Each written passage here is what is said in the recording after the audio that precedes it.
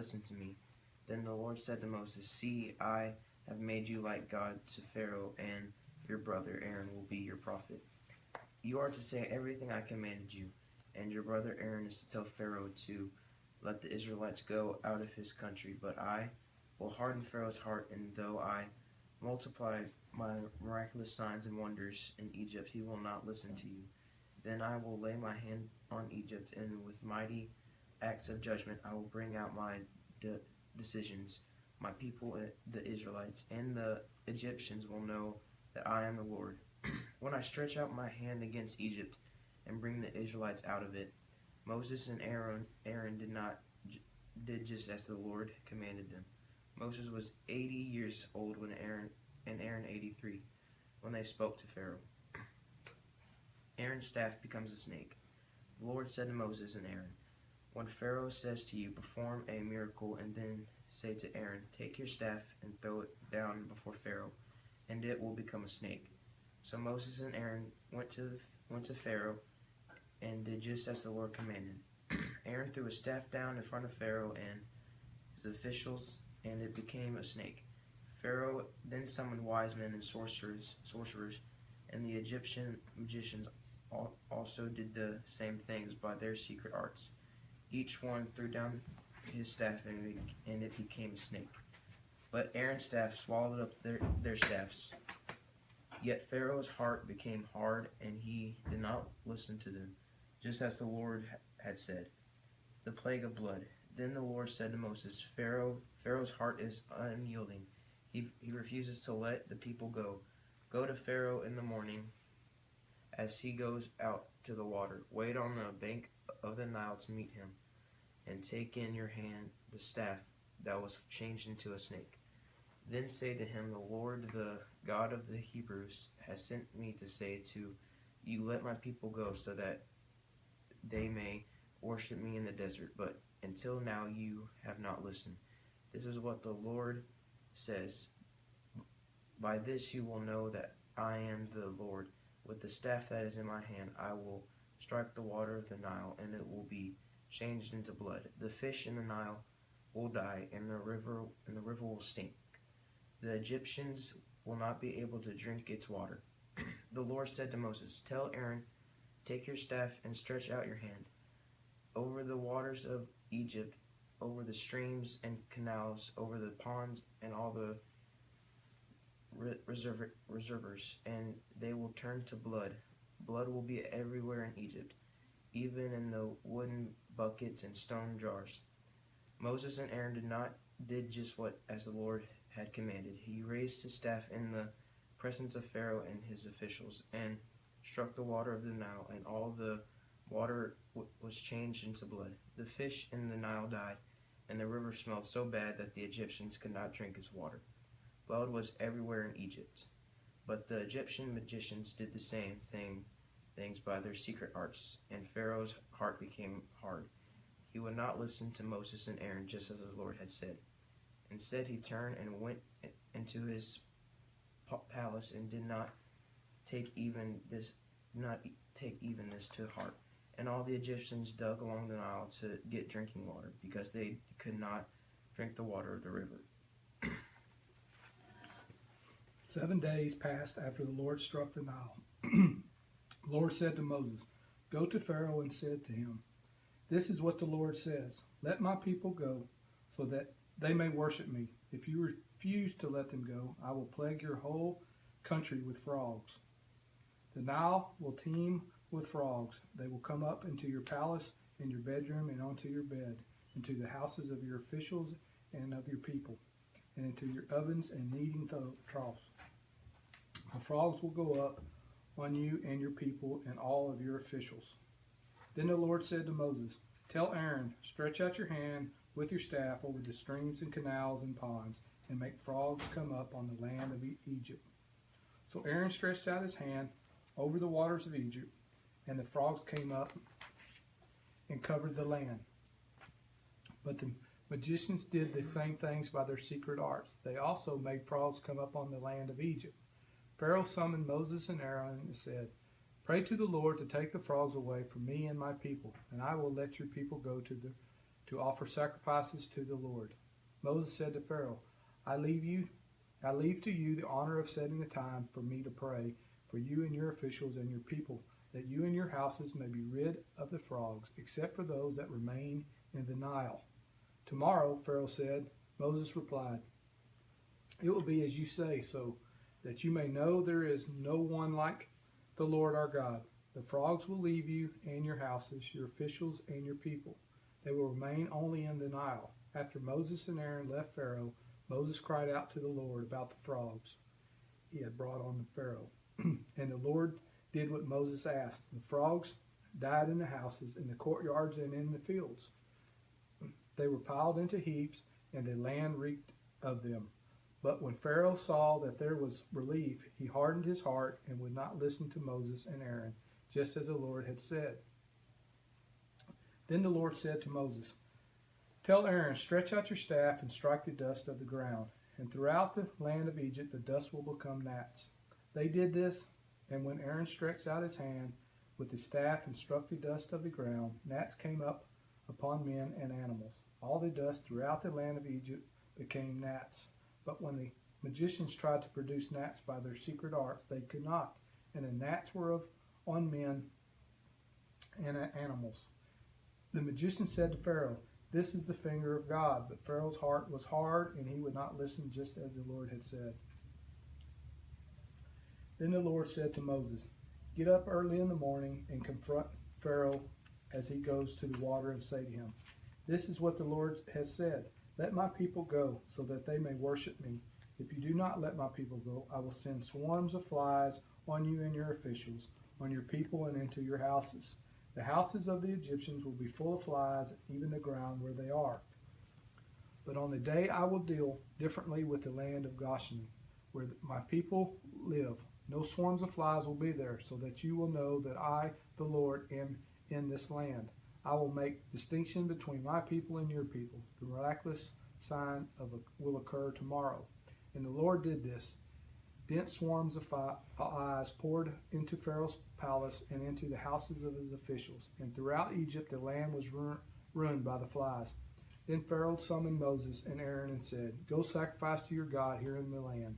But Moses said, that would not be right. The sacrifices we offer to our Lord God would be distasteful to the Egyptians.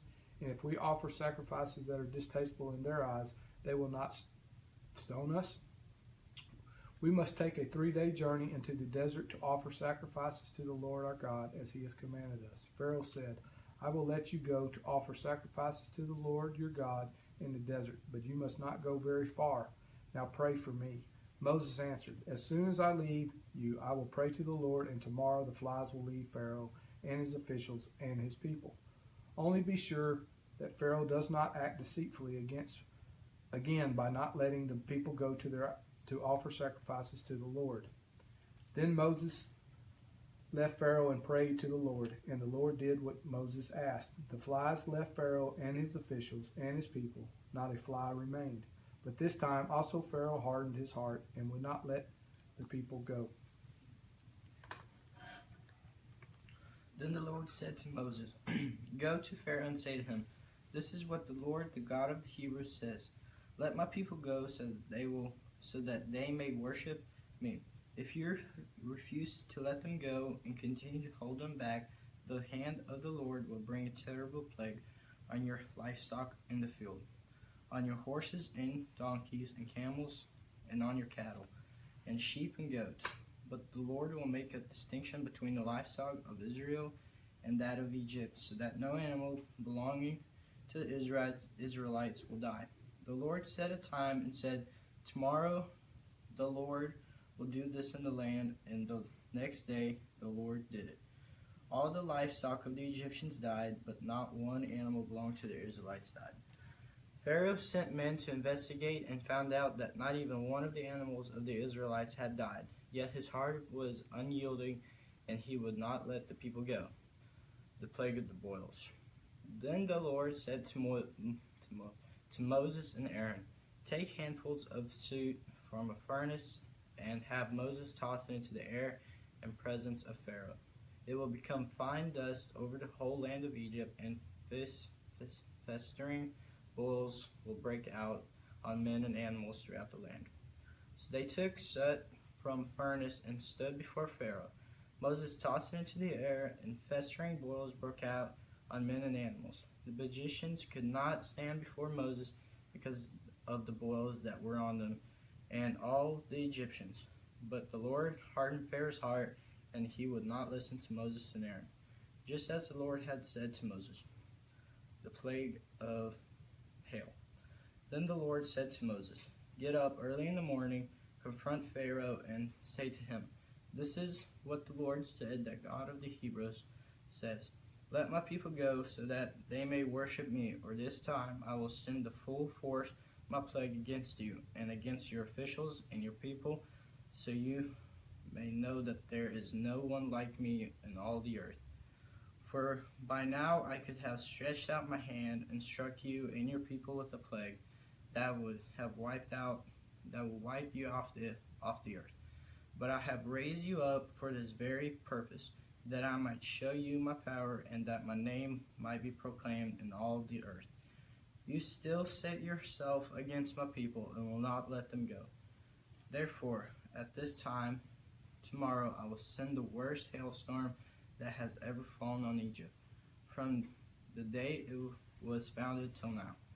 Give an order now to bring your livestock and everything you have in the field to a place of shelter, because the hail will fall on every man and animal that has not been brought in and is still out in the field, and they will die." Those officials of Pharaoh who feared the word of the Lord hurried to bring their slaves and their livestock inside, but those who ignored the word of the Lord left their slaves and livestock in the field. Then the Lord said to Moses, "Stretch out your hand toward the sky, so that hail will fall all over Egypt, on men and animals, and on everything growing on the fields of Egypt." When Moses stretched out his staff toward the sky, the Lord sent thunder and hail, light and lightning flashed down to the ground. So the Lord rained hail on the land over Egypt. Hail fell and lightning flashed back and forth. It was the worst storm in all the land of Egypt since it had become a nation. Throughout Egypt, hail struck everything in the fields, both men and animals. It beat down everything growing in the fields and stripped every tree. The only place it did not hail was the land of Goshen, where the Israelites were. Then Pharaoh summoned Moses and Aaron. "This time I have sinned," he said to them. "The Lord is in the right, and I and my people are in the wrong. Pray to the Lord, for we have had enough thunder and hail. I will let you go, and you don't have to stay any longer." Moses replied, "When I have gone out of the city, I will spread out my hand in prayer to the Lord. Thunder will stop, and there will be no more hail, so you may know that the earth is the Lord's. But I know that you and your officials still do not fear the Lord God." The flax and barley were destroyed, since the barley had hid and the flax was in bloom. The wheat and spelt, however, were not destroyed, because they ripen later. Then Moses left Pharaoh and went out of the city. He spread out his hand toward the Lord. The thunder and hail stopped, and the rain no longer poured down on the land. When Pharaoh saw the rain and hail and thunder had stopped, he sinned again. He and his officials hardened their hearts. So Pharaoh's heart was hardened. He would not let the Israelites go, just as the Lord had said through Moses. Then the Lord said to Moses, "Go to Pharaoh, for I have hardened his heart and the hearts of his officials, so that I may perform these miraculous signs of mine among them, that you may tell your children and grandchildren how I dealt harshly with the Egyptians and how I performed my signs among them, and that you may know that I am the Lord." So Moses and Aaron went to Pharaoh and said to him, "This is what the Lord said. The God of the Hebrews says, how long will you refuse to humble yourself before me? Let my people go so that they may worship me. If you refuse to let them go, I will bring locusts into your country tomorrow. They will cover the face of the ground so that cannot be seen. They will devour what little you have left, after the hail, including every tree that is growing in your fields. They will fill your houses and those of all your officials and all the Egyptians, something neither your fathers nor your forefathers have ever seen from the day they settled in this land till now." Then Moses turned and left Pharaoh. Pharaoh's officials said to him, "How long will this man be a snare to us? Let the people go so that they may worship the Lord their God. Do you not yet realize that Egypt is ruined?" Then Moses and Aaron were brought back to Pharaoh. "Go worship the Lord your God," he said, "but just who will be going?" Moses answered, "We will go with our young and old, with our sons and daughters, and with our flocks and our herds, because we are to celebrate a festival to the Lord." Pharaoh said, "The Lord be with you. If I let you go, along with your women and your children, clearly you are bent on evil. No, have only the men go and worship the Lord, since that's what you have been asking for." Then Moses and Aaron were driven out of Pharaoh's presence. And the Lord said to Moses, "Stretch out your hand over Egypt, so that locusts will swarm over the land and devour everything growing in the fields, everything left by the hill."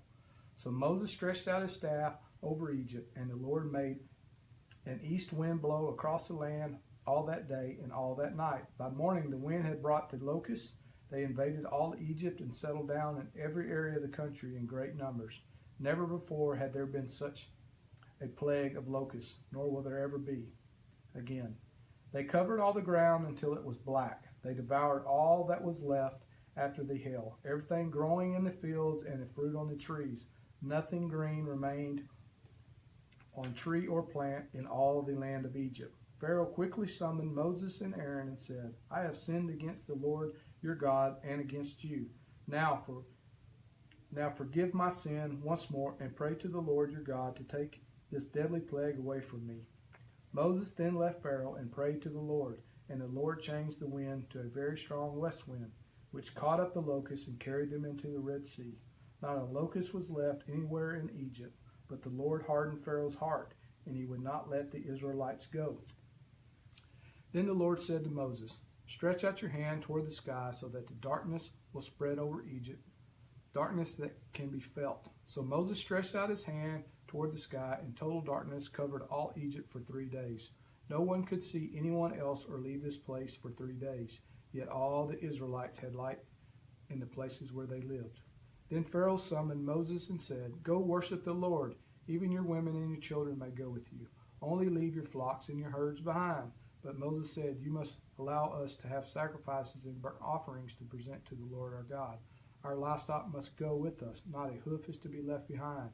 We have to use some of them in worshiping the Lord our God, and until we get there, we will not know what we are to use to worship the Lord." But the Lord hardened Pharaoh's heart, and he was not willing to let them go. Pharaoh said to Moses, "Get out of my sight. Make sure you do not appear before me again. The day you see my face, you will die." "Just as you say," Moses replied, "I will never appear before you again." Exodus chapter 11. Now the Lord had said to Moses, "I will bring one more plague on Pharaoh and on Egypt. After that, he will let you go from here, and when he does, he will drive you out completely. Tell the people that men and women alike are to ask for their neighbors for articles of gold, silver, and gold." The Lord made the Egyptians favorably disposed toward the people, and Moses himself was highly regarded in Egypt by Pharaoh's officials and by the people. So Moses said, "This is what the Lord says. About midnight, I will go throughout Egypt. Every firstborn son in Egypt will die. From the firstborn son of Pharaoh, who sits on the throne, to the firstborn son of the slave girl, who's at her handmill, and all the firstborn of the cattle as well. There will be a loud wailing throughout Egypt, worse than ever has been or ever will be again. But among the Israelites, not a dog will bark at any man or animal. Then you will know that the Lord makes a distinction between Egypt and Israel. All of these officials of yours will come to me, bowing down before me, saying, 'Go, you and all the people who follow you,' and after that I will leave." Then Moses, hot with anger, left Pharaoh. The Lord said to Moses, "Pharaoh will refuse to listen to you, so that my wonders may be multiplied in Egypt." Moses and Aaron performed all these wonders before Pharaoh, but the Lord hardened Pharaoh's heart, and he would not let the Israelites go out of this country.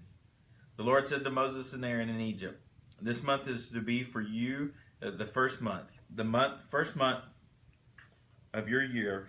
Tell the whole community of Israel that on the 10th day of this month, each man is to take a lamb for his family, one for each household. If any household is too small for a whole lamb, they must share one with the nearest neighbor.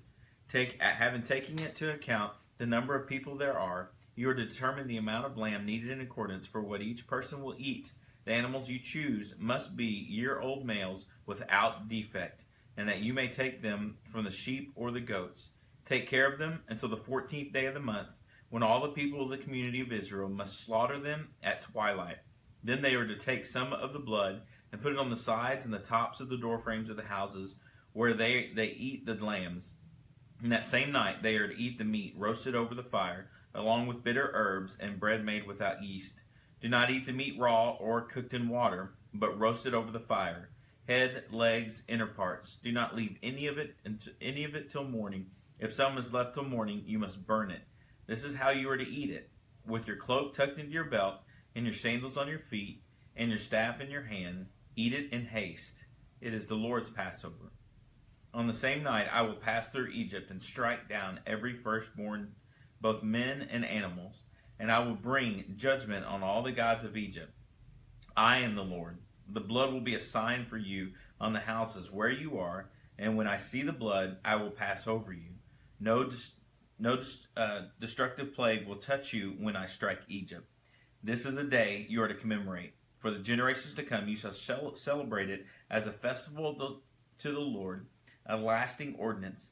For 7 days you are to eat bread made without yeast. On the first day, remove the yeast from your houses. For whoever eats anything with yeast in it, from the first day through the 7th, must be cut off from Israel. On the first day, hold a sacred assembly, and another one on the 7th day. Do no work at all on these days except to prepare the food for everyone to eat. That is all you may do. Celebrate the feast of unleavened bread, because it was on this very day that I brought your divisions out of Egypt. Celebrate this day as a lasting ordinance for the generations to come. In the first month you are to eat the bread made without yeast from the evening to the 14th day till the evening of the 21st day. For 7 days no yeast is to be found in your houses, and whoever eats anything with yeast in it must be cut off from the community of Israel. Whether he is an alien or native born, eat nothing made with yeast. Wherever you live, you must eat unleavened bread. Then Moses summoned all the elders of Israel and said to them, Go at once and select the animals for your families and slaughter the Passover lamb. Take a bunch of hyssop, dip it into the blood in the basin, and put some of the blood on the top and the sides of the doorframe. Not one of you shall go out the door of this house until morning. When the Lord goes through the land to strike down the Egyptians, he will see the blood on top and the sides of the doorframe, and he will pass over that doorway. And he will not permit the destroyer to enter into your houses and strike you down. Obey these instructions as lasting ordinance for you and your descendants. When you enter the land that the Lord will give you as he promised, observe the ceremony. And when your children ask you, What does the ceremony mean to you? Then tell them, It is the Passover sacrifice to the Lord, who passed over the houses of Israelites in Egypt and spared our homes when he struck down the Egyptians. Then the people bowed down and worshipped, and the Israelites did just what the Lord had commanded Moses and Aaron. At midnight the Lord struck down all of the firstborn in Egypt, from the firstborn of Pharaoh who sat on the throne, the firstborn of the prisoner who was in the dungeon, and the firstborn of the livestock as well. Pharaoh and all of his officials and all the Egyptians got up during the night, and there was a loud wailing in Egypt, for there was not a house without someone dead. During the night, Pharaoh summoned Moses and Aaron and said, Up, leave my people, you and the Israelites. Go, worship the Lord as you have requested. Take your flocks and your herds as you have said, and go, and also bless me. The Egyptians urged the people to hurry and to leave their country, for otherwise, they said, we will all die. So the people took their dough before the yeast was added, and carried it on their shoulders in kneading troughs wrapped in clothing. The Israelites, did as Moses instructed, and asked the Egyptians for articles of silver and gold and for clothing. The Lord had made the Egyptians favorably disposed toward the people, and they gave them what they asked for, and so they plundered the Egyptians. Israelites journeyed from Ramses to Succoth, and they were about 600,000 men on foot, besides women and children. Many other people went up from them, as well as large droves of livestock, and both flocks and herds, with the dough that they had brought from Egypt. They baked cakes of unleavened bread, and the dough was without yeast, because they had not been driven out of Egypt. They had been driven out of Egypt, and they did not have time to prepare food for themselves. Now the length of time the Israelite people lived in Egypt was 430 years. At the end of 430 years, to the very day, all the Lord's divisions left Egypt. Because the Lord kept vigil that night to bring them out of Egypt. On this night, all the Israelites are to keep the vigil to honor the Lord for the generations to come. The Lord said to Moses and Aaron, "These are the regulations for the Passover. No foreigner is to eat out of it. Any slave you have brought may eat of it after you and have circumcised them, but a temporary resident and a hired worker may not eat of it. It must be eaten inside one house. Take none of the meat outside the house. Do not break any of the bones. The whole community of Israel must celebrate it. An alien living among you who wants to celebrate the Lord's Passover must have all the males in his household circumcised, that he may take part in like one born in the land. No uncircumcised male may eat of it. The same law applies to the native born and to the alien living among you." And all the Israelites did just what the Lord had commanded Moses and Aaron. And on that very day, the Lord brought the Israelites out of Egypt by their divisions. The Lord said to Moses, consecrate to me every firstborn male. The first offspring of every womb among the Israelites belong to me, whether man or animal. Then Moses said to the people, commemorate this day, the day you came out of Egypt, out of the land of slavery, because the Lord brought you out of it with a mighty hand. Eat nothing containing yeast. Today, in the month of Abib, you are leaving. When the Lord brings you into the land of the Canaanites, Hittites, Ammonites, Hivites, and the Jebusites, the land he swore to your forefathers to give you, a land flowing with milk and honey, you are to observe this ceremony in this month. For 7 days eat bread made without yeast, and on the seventh day hold a festival to the Lord. Eat unleavened bread during those 7 days. Nothing with yeast in it is to be even seen among you, nor shall any yeast be seen anywhere within your borders. On that day tell your son, I do this because of what the Lord did for me when I came out of Egypt. This observance will be for you like a sign on your hand and a reminder on your forehead that the law of the Lord is to be on your lips. For the Lord brought you out of Egypt with his mighty hand. You must keep his ordinance at the appointed time year after year. After the Lord brings you into the land of the Canaanites and gives it to you, as he promised on oath to you and your forefathers, you are to give over to the Lord the first offspring of every womb. All the firstborn males of your livestock belong to the Lord. Redeem with a lamb every firstborn donkey. But if you do not redeem it, break its neck. Redeem every firstborn among your sons. In days to come, when your sons ask you, what does this mean? Say to him, with a mighty hand the Lord brought us out of Egypt, out of the land of slavery. When Pharaoh stubbornly refused to let us go, the Lord killed every firstborn in Egypt, both man and animal. This is why I sacrifice to the Lord the first male offspring of every womb and redeem each of my firstborn sons. And it will be like a sign on your hand and a symbol on your forehead that the Lord brought us out of Egypt with his mighty hand. When Pharaoh let the people go, God did not lead them on the road through the Philistine country, though that was shorter. For God said, if they face war, they might change their minds and return to Egypt. So God let the people around by the desert road toward the Red Sea. The Israelites went up out of Egypt armed for battle. Moses took the bones of Joseph with him because Joseph had made the sons of Israel swear on oath. He had said, God will surely come to your aid, and then you must carry my bones up with you from this place. After leaving Succoth, they camped at Etham on the edge of the desert. By day the Lord went ahead of them in a pillar of cloud to guide them on their way, and by the night in a pillar of fire to give them light, so that they could travel by day or night.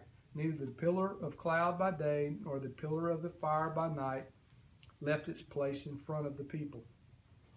Then the Lord said to Moses, "Tell the Israelites to turn back and encamp near Pi-hahiroth between Migdal and the sea. They are the encamp by the sea, directly opposite Baal-zephon. Pharaoh will think the Israelites are wandering around the land in confusion, hemmed in by the desert. And I will harden Pharaoh's heart, and he will pursue them. But I will gain glory for myself through Pharaoh and all of his army, and the Egyptians will know that I am the Lord." So the Israelites did this. When the king of Egypt was told that the people had fled, Pharaoh and his officials changed their minds about them and said, "What have we done? We have let the Israelites go and have lost their services." So he had his chariot made ready and took his army with him. He took 600 of the best chariots, along with all of other chariots of Egypt, the officers over all of them. The Lord hardened the heart of Pharaoh, king of Egypt, so that he pursued the Israelites who were marching out boldly. The Egyptians, all Pharaoh's horses and chariots, horsemen and troops, pursued the Israelites and overlooked them as they camped by the sea near Pi-hahiroth, opposite Baal-zephon. As Pharaoh approached, the Israelites looked up, and there were the Egyptians marching after them. They were terrified and cried out to the Lord. They said to Moses, "Was it because there were no graves in Egypt that you brought us to the desert to die? What have you done to us by bringing us out of Egypt? Didn't we say to you in Egypt, 'Leave us alone, let us serve the Egyptians'? It would have been better for us to serve the Egyptians than to die in the desert." Moses answered the people, "Do not be afraid. Stand firm, and you will see the deliverance the Lord will bring you today. The Egyptians you see today, you will never see again. The Lord will fight for you. You need only to be still." Then the Lord said to Moses, "Why are you crying out to me? Tell the Israelites to move on. Raise your staff and stretch out your hand over the sea to divide the water, so that the Israelites can go through the sea on dry ground. I will harden the hearts of the Egyptians so that they will go in after them, and I will gain glory through Pharaoh and all his army, through his chariots and his horsemen. The Egyptians will know that I am the Lord when I gain glory through Pharaoh, his chariots, and his horsemen." Then the angel of God, who had been traveling in front of Israel's army, withdrew and went behind them. The pillar of cloud also moved from in front and stood behind them, coming between the armies of Egypt and Israel. Throughout the night the cloud brought darkness to one side and light to the other side, so neither went near the other all night long. Then Moses stretched out his hand over the sea, and all that night the Lord drove the sea back with a strong east wind and turned it into dry land. The waters were divided, and the Israelites went through the sea on dry ground, with a wall of water on their right and on their left. The Egyptians pursued them. All Pharaoh's horses and chariots and horsemen followed them into the sea. During the last watch of the night, the Lord looked down in the pillar of fire and cloud at the Egyptian army and threw it into confusion. He made the wheels of their chariots come off, so that they had difficulty driving. And the Egyptians said, "Let's get away from the Israelites. The Lord is fighting for them against Egypt." Then the Lord said to Moses, "Stretch out your hand over the sea, so that the waters may flow back over the Egyptians, their chariots and horsemen." Moses stretched out his hand over the sea, and at the daybreak the sea went back to its place. The Egyptians were fleeing toward it, and all Lord swept them into the sea. The waters flowed back, covered the chariots and horsemen. The entire army of Pharaoh that had followed the Israelites into the sea, not one of them survived. But the Israelites threw the sea on dry ground with a wall of water on their right and on their left. That day the Lord saved Israel from the hands of the Egyptians, and Israel saw the Egyptians lying dead on the shore. And when the Israelites saw the great power of the Lord displayed against the Egyptians, the people feared the Lord and put their trust in him and in Moses his servant. Exodus chapter 15. Then Moses and the Israelites sang this song to the Lord. "I will sing to the Lord, for he is highly exalted. The horse and its rider he has hurled into the sea. The Lord is my strength and my song. He has become my salvation. He is my God, and I will praise him, my father's God, and I will exalt him. The Lord is a warrior. The Lord is his name. Pharaoh's chariots and his army he has hurled into the sea. The best of Pharaoh's officers are drowned in the Red Sea. The deep waters have covered them. They sank to the depths like a stone. Your right hand, O Lord, was majestic in power. Your right hand, O Lord, shattered the enemy. In the greatness of your majesty, you threw them down. You threw down those who opposed you. You unleashed your burning anger. You consumed them like stubble. By the blast of your nostrils, the water piled up. The surging waters stood firm like a wall. The deep waters congealed in the heart of the sea. The enemy boasted, I will pursue. I will overtake them. I will divide the spoils. I will gorge myself on them. I will draw my sword, and my hand will destroy them. But you blew with your breath, and the sea covered them. They sank like lead in the mighty waters. Who among the gods is like you, O Lord? Who is like you? Majestic in holiness, awesome in glory, working wonders. You stretched out your right hand, and the earth swallowed them. In your unfailing love, you will lead the people who you have redeemed. In your strength, you will guide them to your holy dwelling. The nations will hear and tremble. Anguish will grip the people of Philistia. The chiefs of Edom will be terrified. The leaders of Moab will be seized with trembling. The people of Canaan will melt away. Terror and dread will fall upon them. By the power of your arm, they will be as still as a stone, until your people pass by, O Lord, until the people you brought pass by.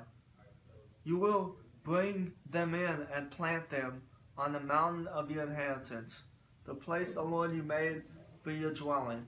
The sanctuary, O Lord, your hands established. The Lord will reign forever and ever.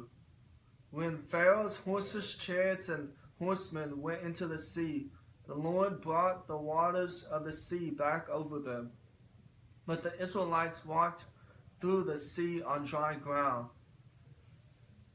Then Miriam, the prophetess, Aaron's sister, took a tambourine in her hand, and all the women followed her with tambourines and dancing. Miriam sang to them, Sing to the Lord, for he is highly exalted. The horse and its rider he has hurled into the sea. Then Moses led Israel from the Red Sea, and they went into the desert of Shur. For 3 days they traveled in the desert without finding water. When they came to Marah, they could not drink its water because it was bitter. That is why the place is called Marah. So the people grumbled against Moses, saying, What are we to drink? Then Moses cried out to the Lord, and the Lord showed him a piece of wood. He threw it into the water, and the water became sweet. There the Lord made a decree and a law for them, and there he tested them. He said, If you listen carefully to the voice of the Lord your God, and do what is right in his eyes, if you pay attention to his commands and keep all his decrees, I will not bring on you any of the diseases I brought on the Egyptians, for I am the Lord who heals you. Then they came to Elim, where there were 12 springs and 70 palm trees, and they camped there near the water. Exodus chapter 16. The whole Israelite community set out from Elim and came to the desert of Sin, where it stood, which is between Elim and Sinai. On the 15th day of the 2nd month, after they had come out of Egypt. In the desert, the whole community grumbled against Moses and Aaron. The Israelites said to them, If only we had died by the Lord's hand in Egypt. There we sat around pots of meat and ate all the food we wanted. But you have brought us out into the desert to starve the entire assembly to death. Then the Lord said to Moses, I will rain down bread from heaven for you. The people are to go out each day and gather enough for that day. In this way I will test them and see whether they will follow my instructions. On the 6th day they were to prepare what they bring in, and that is to be twice as much as they gather on the other days. So Moses and Aaron said to all the Israelites, in the evening you will know that it was the Lord who brought you out of Egypt, and in the morning you will see the glory of the Lord, because he has heard you grumbling against him. Who are we that you should grumble against us? Moses also said. You will know that it was the Lord when he gives you meat to eat in the evening and all the bread you want in the morning, because he has heard you grumbling against him. Who are we? You are not grumbling against us, but against the Lord. Then Moses told Aaron, say to the entire Israelite community, come before the Lord, for he has heard your grumbling. While Aaron was speaking to the whole Israelite community, they looked toward the desert, and there was the glory of the Lord appearing in the cloud. The Lord said to Moses, I have heard the grumbling of the Israelites. Tell them at twilight you will eat meat, and in the morning you will be filled with bread. Then you will know that I am the Lord your God. That evening quail came and covered the camp, and in the morning there was a layer of dew around the camp. When the dew was gone, then flakes like frost on the ground appeared on the desert floor. When the Israelites saw this, they said to each other, what is this? For they did not know what it was. Moses said to them, it is the bread the Lord has given you to eat. This is what the Lord has commanded. Each one is to gather as much as he needs. Take an omer for each person you have in your tent. The Israelites did as they were told.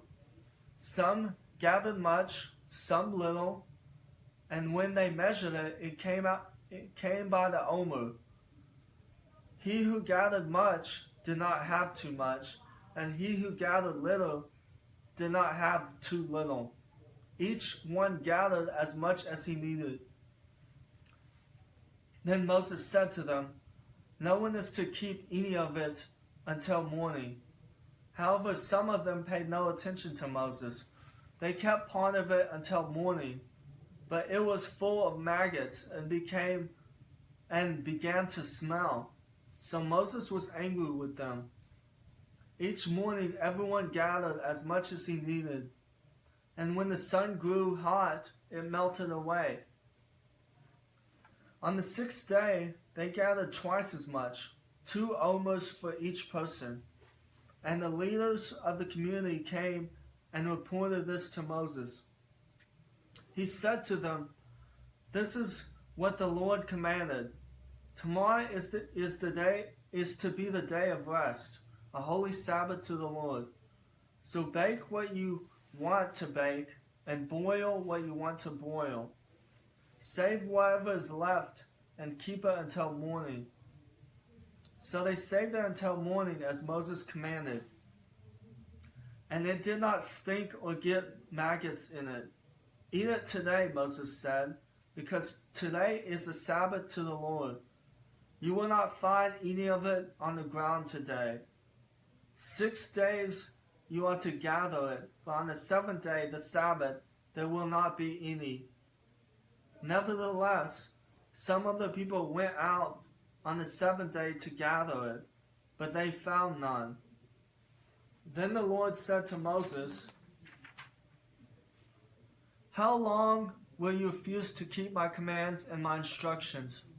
Bear in mind that the Lord has given you the Sabbath. That is why on the 6th day he gives you bread for 2 days. Everyone is to stay where he is on the 7th day. No one is to go out. So the people rested on the 7th day. The people of Israel called the bread manna. It was white like coriander seed and tasted like wafers made with honey. Moses said, "This is what the Lord has commanded. Take an omer of manna and keep it for the generations to come, so they can see the bread I gave you to eat in the desert when I brought you out of Egypt." So Moses said to Aaron, "Take a jar and put an omer of manna into it. Then place it before the Lord to be kept for the generations to come." As the Lord commanded Moses, Aaron put the manna in front of the testimony, that it might be kept. The Israelites ate manna 40 years until they came to a land where they settled.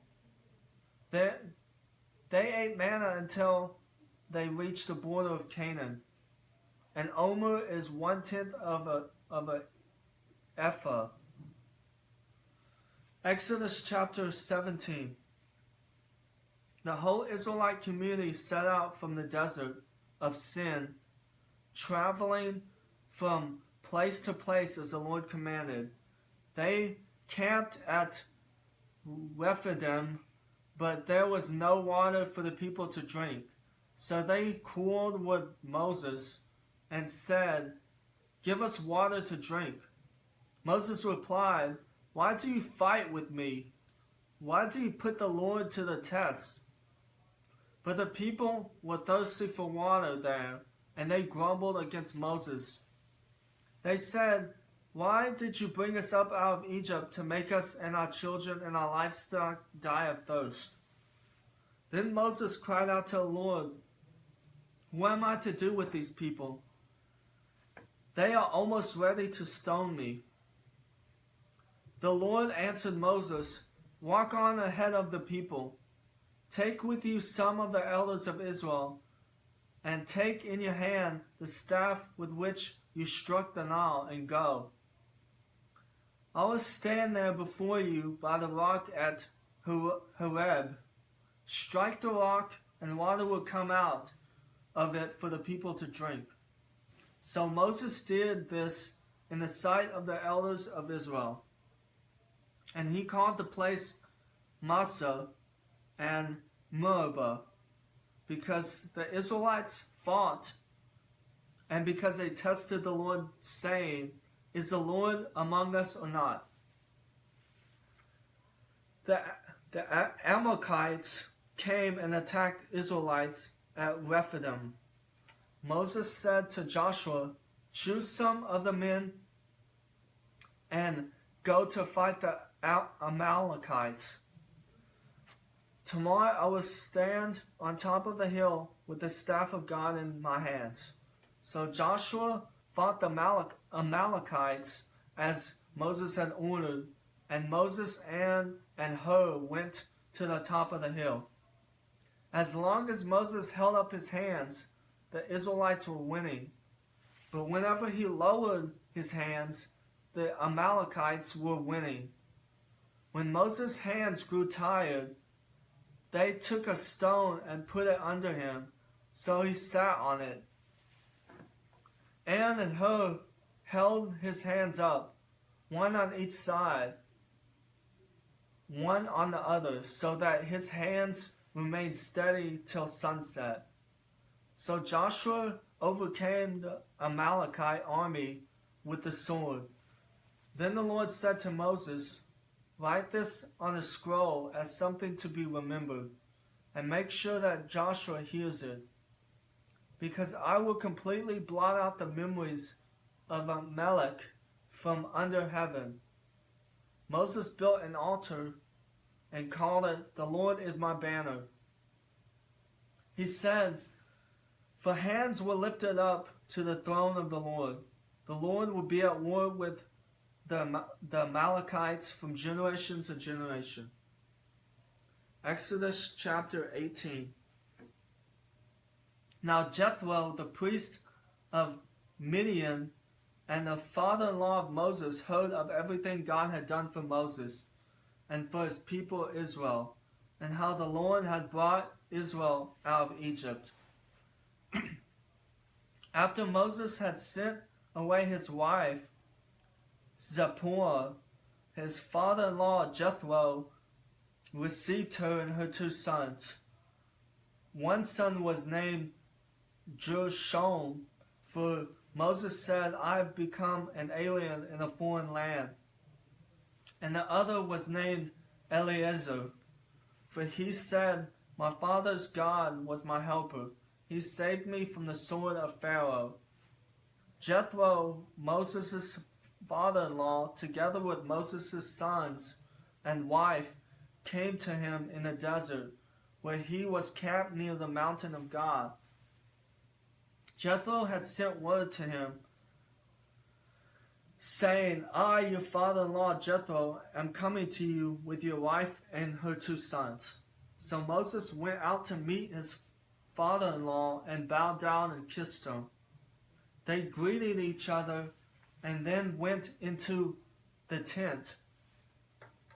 Moses told his father-in-law about everything the Lord had done to Pharaoh and the Egyptians for Israel's sake, and about all the hardships they had met along the way and how the Lord had delivered them. Jethro was delighted to hear about all the good things the Lord had done for Israel and rescuing them from the hand of the Egyptians. He said, Praise be to the Lord, who rescued us from the hand of the Egyptians, and of Pharaoh, who rescued the people from the hand of the Egyptians. Now I know the Lord is greater than all other gods, for he did this to those who had treated Israel arrogantly. Then Jethro, Moses' father-in-law, brought a burnt offering and other sacrifices to God. And Aaron came with all the elders of Israel to eat bread with Moses' father-in-law in the presence of God. The next day Moses took his seat to serve as judge for the people, and they stood around him from morning till evening. When his father-in-law saw all that Moses was doing for the people, he said, What is this you are doing for the people? Why do you sit alone as judge, while all these people stand around you from morning till evening? Moses answered him, Because the people come to me to seek God's will. Whenever they have a dispute, it is brought to me, and I decide between the parties and inform them of God's decrees and laws. Moses' father-in-law replied, What you are doing is not good. You and these people who come to you will only wear yourselves out. The work is too heavy for you. You cannot handle it alone. Listen now to me, and I will give you some advice, and may God be with you.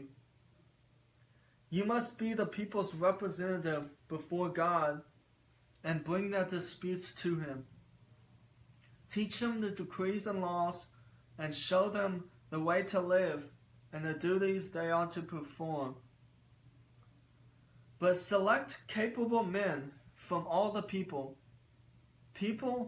men who fear God, trustworthy men who hate dishonest gain, and appoint them as officials over thousands, hundreds, fifties, and tens. Have them serve as judges for the people at all times.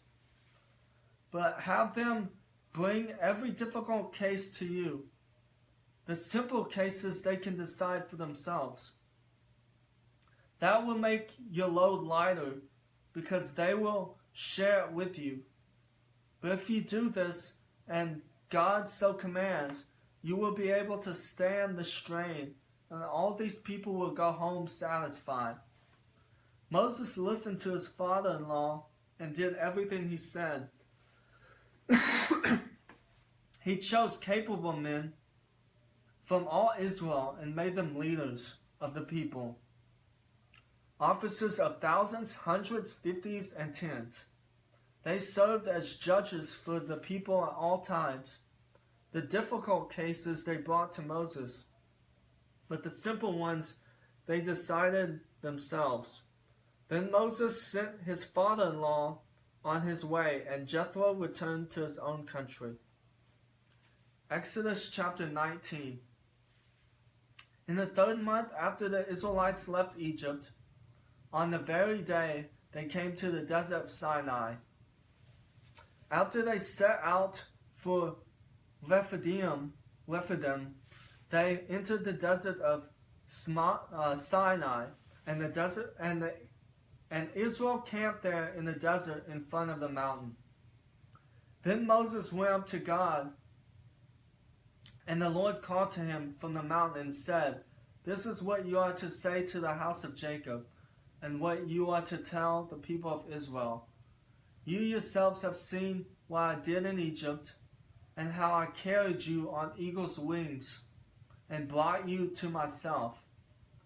Now if you will obey me fully, and keep my covenant, then out of all nations you will be my treasured possession. Although the whole earth is mine, you will be for me a kingdom of priests and a holy nation. These are the words you are to speak to the Israelites." So Moses went back and summoned the elders of the people, and set before them all the words the Lord had commanded him to speak. The people all responded together, "We will do everything the Lord has said." So Moses brought the answer back to the Lord. The Lord said to Moses, I am going to come to you in the desert I am going to come to you in a dense cloud, so that the people will hear me speaking with you, and will always put their trust in you. Then Moses told the Lord what the people had said. And the Lord said to Moses, "Go to the people and consecrate them today and tomorrow. Have them wash their clothes and be ready by the 3rd day.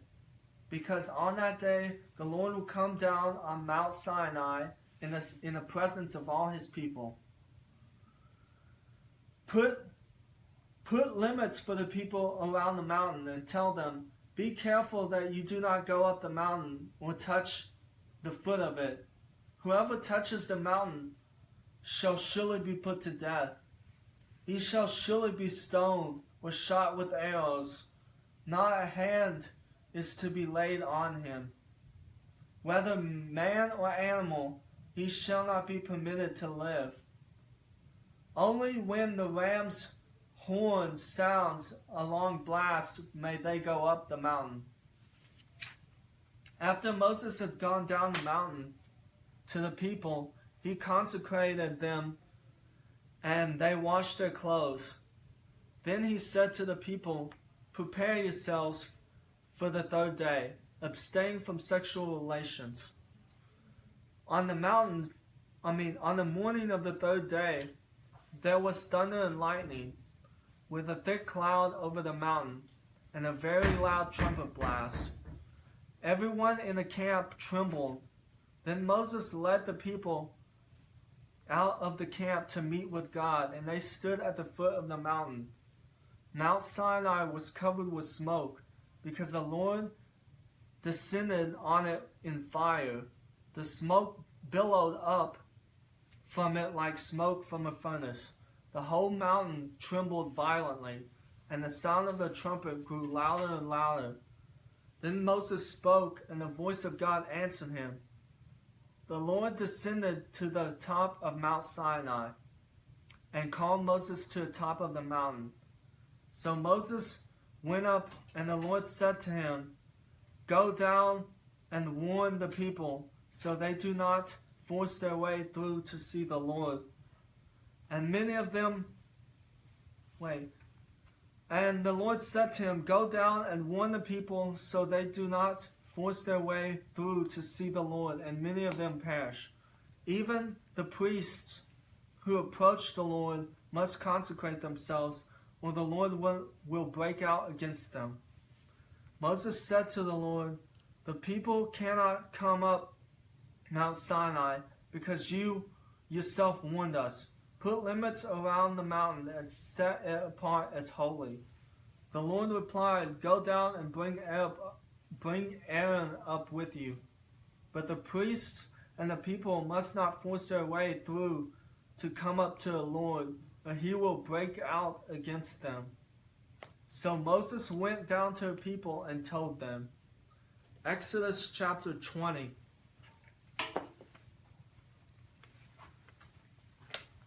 And God spoke all these words: "I am the Lord your God, who brought you out of Egypt and out of the land of slavery. You shall have no other gods before me. You shall not make for yourself an idol in the form of anything in heaven above, or on the earth beneath, or in the waters below.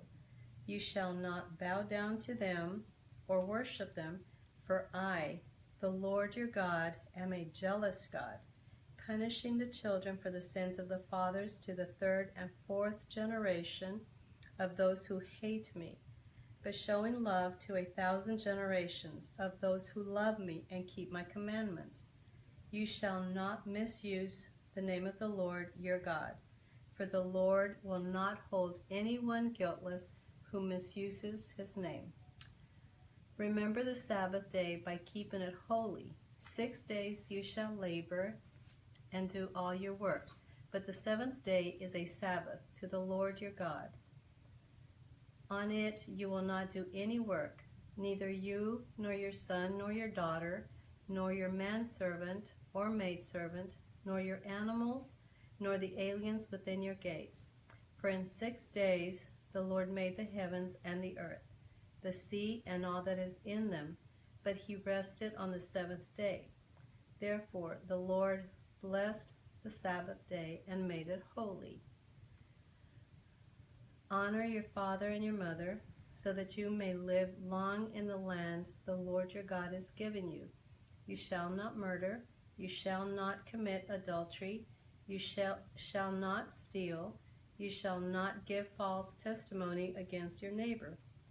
You shall not covet your neighbor's house. You shall not covet your neighbor's wife, or his maidservant, or manservant, his ox or donkey, or anything that belongs to your neighbor. When the people saw the thunder and lightning and heard the trumpet and saw the mountain and smoke, they trembled with fear.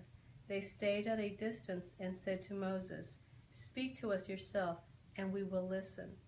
But do not have God speak to us, or we will die." Moses said to the people, "Do not be afraid. God has come to test you, so that the fear of God will be with you to keep you from sinning."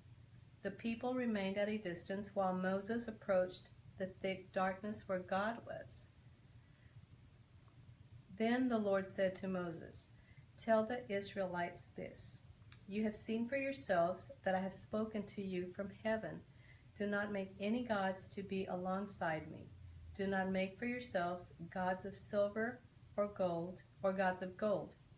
Make an altar of earth for me and sacrifice it on your burnt offerings and fellowship offerings, your sheep and goats and your cattle. Whenever I cause my name to be honored, I will come to you and bless you. If you make an altar of stones for me, do not build it with dressed stones, for you will defile it if you use a tool on it. And do not go up to the altar on steps, lest your nakedness be exposed on it. These are the laws you are to set before them. If you buy a Hebrew servant, he is to serve you for 6 years. But in the 7th year he shall go free, without paying anything. If he comes alone, he is to go free alone. But if he has a wife when he comes, she is to go with him. If his master gives him a wife, and she bears him sons or daughters, the woman and her children shall belong to her master, and only the man shall go free. But if the servant declares, I love my master and my wife and children, and do not want to go free, then the master must take him before the judges. he shall take him to the door or the doorstep and pierce his ear with an awl. Then he will be his servant for life. If a man sells his daughter as a servant, she is not to go free as men servants do. If she does not please the master who has selected her for himself, he must let her be redeemed. He has no right to sell her to foreigners because he has broken faith with her. If he selects her for his own son, he must grant her the rights of a daughter. If he marries another woman, he must not deprive the first one of her food, clothing, and marital rights. If he does not provide her with these three things, she is to go free without any payment of money. Anyone who strikes a man and kills him shall surely be put to death. However, if he does not do it intentionally, but God lets it happen, he is to go flee to a place I will designate. But if a man schemes and kills another man deliberately, take him away from my altar and put him to death. Anyone who attacks his father or his mother must be put to death. Anyone who kidnaps another and either sells him or still has him when he is caught must be put to death. Anyone who curses his father or mother must be put to death. If men quarrel and one hits the other with a stone or with his fist, and he does not die but is confined to bed, the one who struck the blow will not be held responsible if the other gets up and walks around outside with his staff. However, he must pay the injured man for the loss of his time and see that he is completely healed. If a man beats his male or female slave with a rod and the slave dies as a direct result, he must be punished. But he is not to be punished if the slave gets up after a day or two, since the slave is his property. If men who are fighting hit a pregnant woman and she gives birth prematurely, but there is no serious injury, the offender must be fined whatever the woman's husband demands and the court allows. But if there is serious injury, you are to take life for life, eye for eye, tooth for tooth, hand for hand, foot for foot, burn for burn, wound for wound, bruise for bruise. If a man hits a manservant or maidservant in the eye and destroys it, he must let the servant go free to compensate for the eye. And if he knocks out the tooth of a manservant or maidservant, he must let the servant go free to compensate for the tooth. If a bull gores a man or a woman to death, the bull must be stoned to death, and its meat must not be eaten. But the owner of the bull will not be held responsible. If, however, the bull has had the habit of goring and the owner has been warned but has not kept it penned up, and it kills a man or woman, the bull must be stoned and the owner also must be put to death. However, if payment is demanded of him, he may redeem his life by paying whatever is demanded. This law also applies if the bull gores a son or daughter. If the bull gores a male or female slave, the owner must pay 30 shekels of silver to the master of the slave, and the bull must be stoned. If a man uncovers a pit or digs one and fails to cover it, and an ox or donkey falls into it, the owner of the pit must pay for the loss. He must pay its owner, and the dead animal will be his. If a man's bull injures the bull of another, and it dies, they are to sell the live one and divide both the money and the dead animal equally. However, if it was known that the bull had the habit of goring, yet the owner did not keep it penned up, the owner must pay animal for animal, and the dead animal will be his. If a man steals an ox or a sheep and slaughters it or sells it, he must pay back 5 head of cattle for the ox and 4 sheep for the sheep. If a thief is caught breaking in and is struck so that he dies, the defender is not guilty of bloodshed. But if it happens after sunrise, he is guilty of bloodshed. A thief must certainly make restitution, but if he has nothing, he must be sold to pay for the theft. If the stolen animal is found alive in his possession, whether ox or donkey or sheep, he must pay back double. If a man gazes his livestock in a field or vineyard, and lets them stray, and they gaze in another man's field, he must make restitution from the best of his own field or vineyard. If a fire breaks out and spreads into thorn bushes, so that it burns shocks of grain or standing grain, or the whole field, the one who started the fire must make the restitution. If a man gives his neighbor silver or gold for safekeeping, and they are stolen from the neighbor's house, the thief, if he is caught, must pay back double. But if the thief is not found, the owner of the house must appear before the judges to determine whether he has laid his hands on the other man's property. In all cases of illegal possession of an ox, a donkey, a sheep, a garment, or any other lost property about which somebody says, "This is mine," both parties are to bring their cases before the judges. The one whom the judges declares guilty must pay back double to his neighbor. If a man gives a donkey, an ox, a sheep, or any other animal to his neighbor for safekeeping, and it dies or is injured or is taken away while no one is looking, the issue between them will be settled by taking of an oath before the Lord, and the neighbor did not lay hands on the other person's property. The owner is to accept this, and no restitution is required. But if the animal was stolen from the neighbor, he must make restitution to the owner. If it was torn to pieces by a wild animal, he shall bring in the remains as evidence that he will not be required to pay for the torn animal. If a man borrows an animal from his neighbor and it is injured or dies while the owner is not present, he must make restitution. But if the owner is with the animal, the borrower will not have to pay. If the animal was hired, the money paid for the hire covers the loss. If a man seduces a virgin who is not pledged to be married and sleeps with her, he must pay the bride price and shall be his wife. If her father absolutely refuses to give her to him, he must pay the bride price for virgins. Do not allow a sorceress to live. Anyone who has sexual relations with an animal must be put to death. Whoever sacrifices to any god other than the Lord must be destroyed. Do not mistreat an alien or oppress him, for you were aliens in Egypt. Do not take advantage of a widow or an orphan. If you do, and they cry out to me, I will certainly hear their cry. My anger will be aroused, and I will kill you with the sword. Your wives will become widows, and your children fatherless.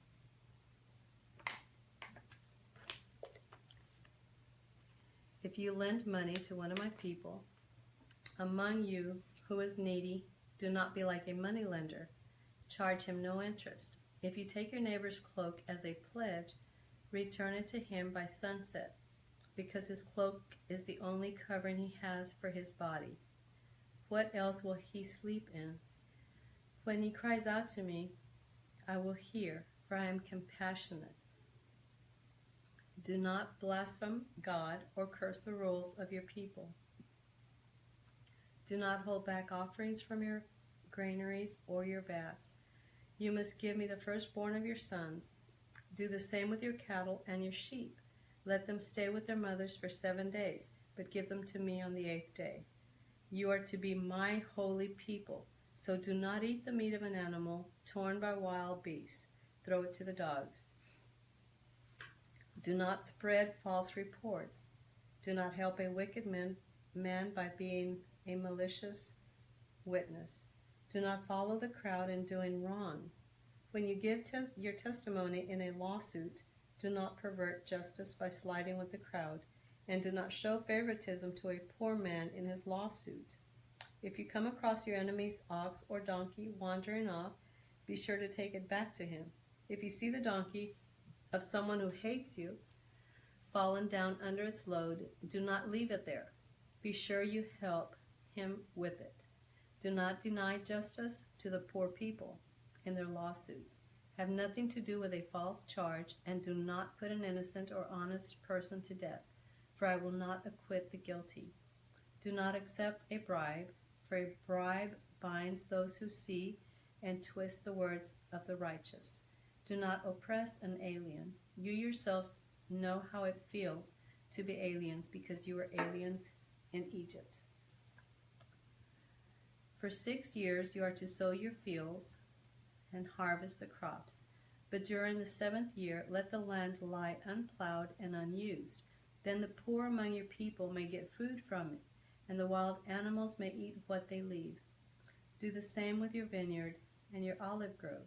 6 days do your work, but on the 7th day do not work, so that your ox and your donkey may rest, and the slave born in your household, and the aliens as well may be refreshed. Be careful to do everything I have said to you. Do not invoke the names of other gods. Do not let them be heard on your lips. 3 times a year you are to celebrate a festival to me. Celebrate the feast of the unleavened bread. For 7 days eat bread made without yeast, as I have commanded you. Do this at the appointed time in the month of Abib, for in that month you came out of Egypt. No one is to appear before me empty-handed. Celebrate the Feast of Harvest with the first fruits of the crops you sow in your field. Celebrate the Feast of Ingathering at the end of the year, when you gather in your crops from the field. 3 times a year all the men are to appear before the Sovereign Lord.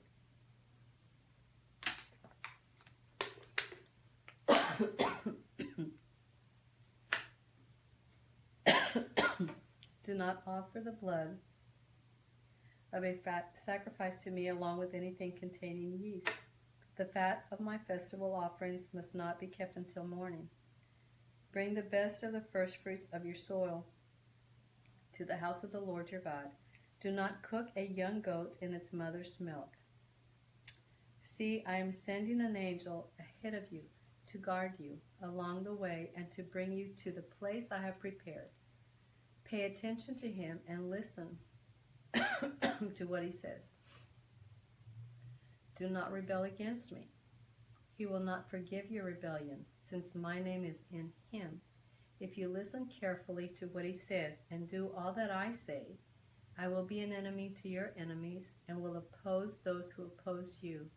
My angel will go ahead of you and bring you into the land of the Amorites, Hittites, Perizzites, Canaanites, Hivitites, and Jebusites, and I will wipe them out. Do not bow down before their gods, or worship them, or follow their practices. You must demolish them and break the sacred stones to pieces. Worship the Lord your God, and his blessings will be on your food and water. I will take away sickness from among you, and none will have miscarry or be barren in your land.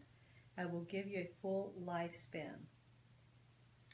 I will send my terror ahead of you and throw into confusion every nation you encounter. I will make all your enemies turn their backs and run. I will send the hornet ahead of you to drive the Hivitites, Canaanites, and Hittites out of your way. But I will not drive them out in a single year, because the land would become desolate and the wild animals too numerous for you. Little by little I will drive them out before you until you have increased enough to take possession of the land. I will establish your borders from the Red Sea and to the Sea of the Philistines, and from the desert to the river. I will hand over to you the people who live in the land, and you will not drive them out before you. Do not make a covenant with them or with their gods. Do not let them live in your land, or they will cause you to sin against me, because the worship of their gods will certainly be a snare to you. Then he said to Moses, Come up to Abihu and 70 of their elders of Israel. You are to worship at a distance, but Moses alone is to approach the Lord. The others must not come near, and the people may not come up with him. When Moses went and told the people all the Lord's words and laws, they responded with one voice, Everything the Lord has said we will do.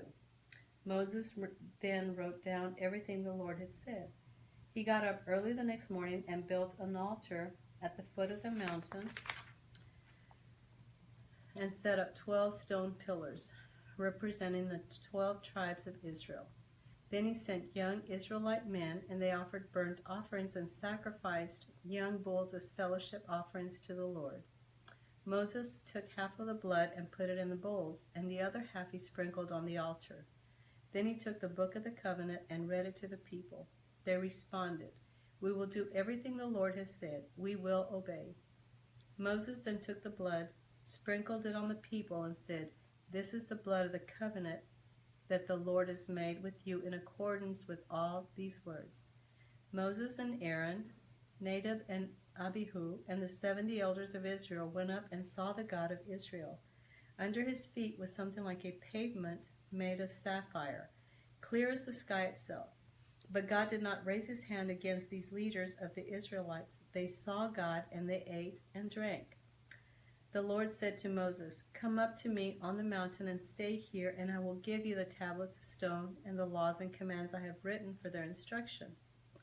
Then Moses set out with Joshua, his aide, and Moses went up on the mountain of God. He said to the elders, "Wait here for us until we come back. Aaron and Hur are with you, and anyone involved in a dispute can go to them." When Moses went up to the mountain, the cloud covered it, and the glory of the Lord settled on Mount Sinai. For 6 days the clouds covered the mountain, and on the 7th day the Lord called to Moses from within the cloud. To the Israelites the glory of the Lord looked like consuming fire on the top of the mountain. Then Moses entered the cloud as he went up on the mountain, and he stayed on the mountain 40 days and 40 nights. The Lord said to Moses, "Tell the Israelites to bring me an offering. You are to receive the offering for me from each man whose heart prompts him to give.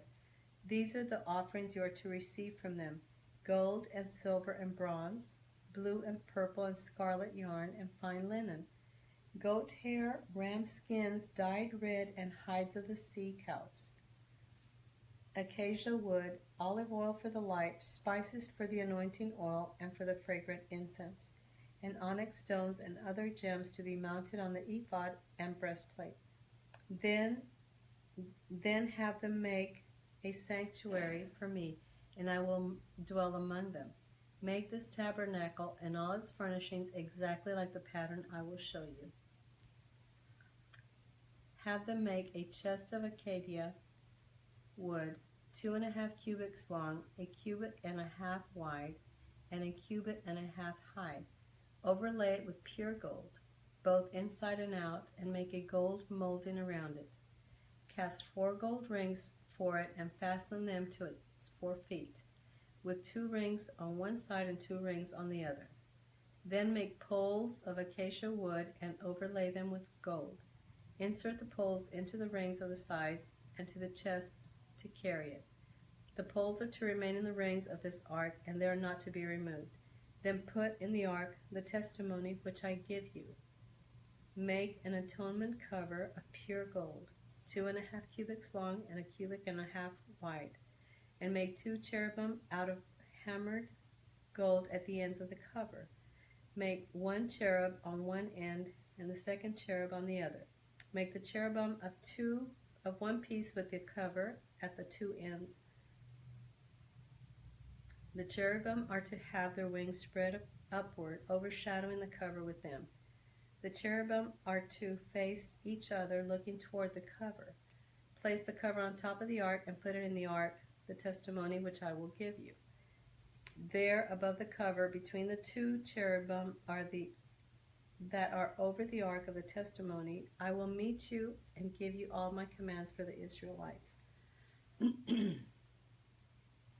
Make a table of acacia wood, 2 cubits long, 1 cubit wide, and 1.5 cubits high. Overlay it with pure gold and make a gold molding around it. Also make around it a rim with handbreadth wide and put a gold molding on the rim. Make 4 gold rings for the table and fasten them to the 4 corners where the 4 legs are. The rings are to be close to the rim and to hold the poles used in carrying the table. Make the poles of acacia wood, overlay them with gold, and carry the table with them, and make its plates and dishes of pure gold, as well as its pitchers and bowls for the pouring out of offerings. Put the bread of the presence on the table to be before me at all times. Make a lampstand of pure gold and hammer it out, base and shaft. Its flower-like cups, buds, and blossoms shall be on one piece with it. 6 branches are to extend from the sides of the lampstand, 3 on one side and 3 on the other. 3 cups shaped like almond flowers with buds and blossoms are to be on one branch, 3 on the next branch, and the same for all 6 branches extending from the lampstand. And on the lampstand there are to be 4 cups shaped like almond flowers with buds and blossoms. One bud shall be under the first pair of branches extending from the lampstand, a second bud under the second pair, and a third bud under the third pair, 6 branches in all. The buds and the branches shall be in one piece with the lampstand, hammered out of pure gold. Then make it 7 lamps and set them up so that they light the space in front of it. Its wick, trimmers, and trays are to be of pure gold. A talent of pure gold is to be used for the lampstand and all these accessories. See that you make them according to the pattern shown you on the mountain. The tabernacle. Make the tabernacle with 10 curtains of finely twisted linen and blue, purple, and scarlet yarn, with cherubim worked into them by a skilled craftsman. All the curtains are to be the same size, 28 cubits long and 4 cubits wide. Join 5 of the curtains together and do the same with the other 5. Make loops of blue material around the edge of the end curtain in one set and do the same with the end curtain on the other set.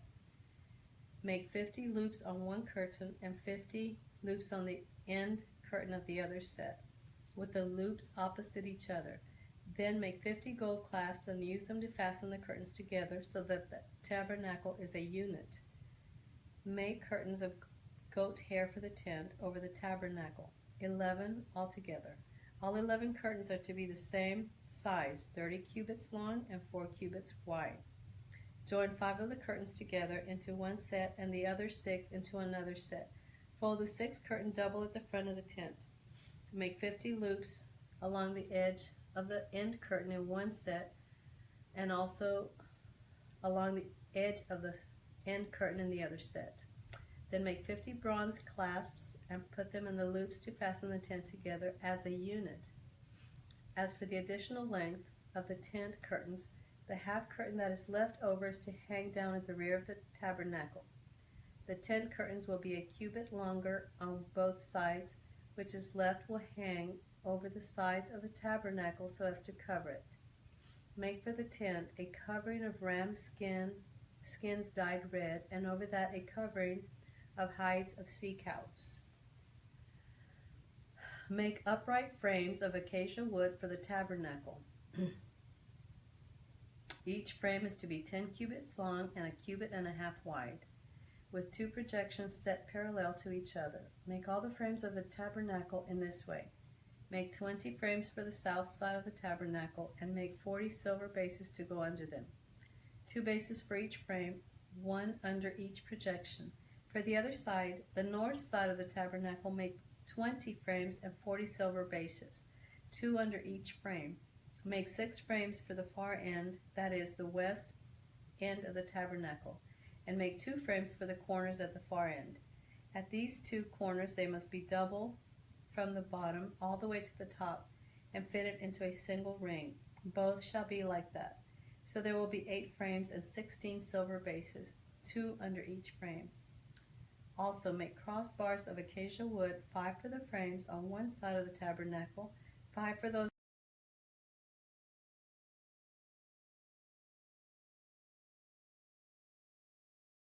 from end to end at the middle of the frames.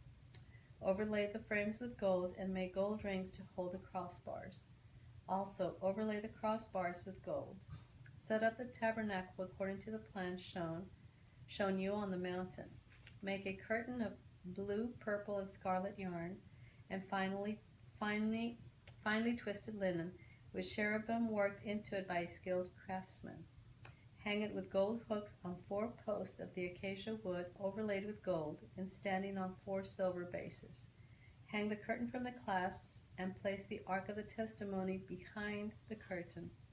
The curtain will separate the holy place from the most high place. Put the atonement covering on the ark. On the ark of the testimony in the most holy place. Place the table outside the curtain on the north side of the tabernacle and put the lampstand opposite it on the south side. For the entrance to the tent, make a curtain of blue, purple, and scarlet yarn and finely twisted linen, the work of the embroiderer. Make gold hooks for this curtain and 5 posts of acacia wood overlaid with gold and 5 bronze bases for them.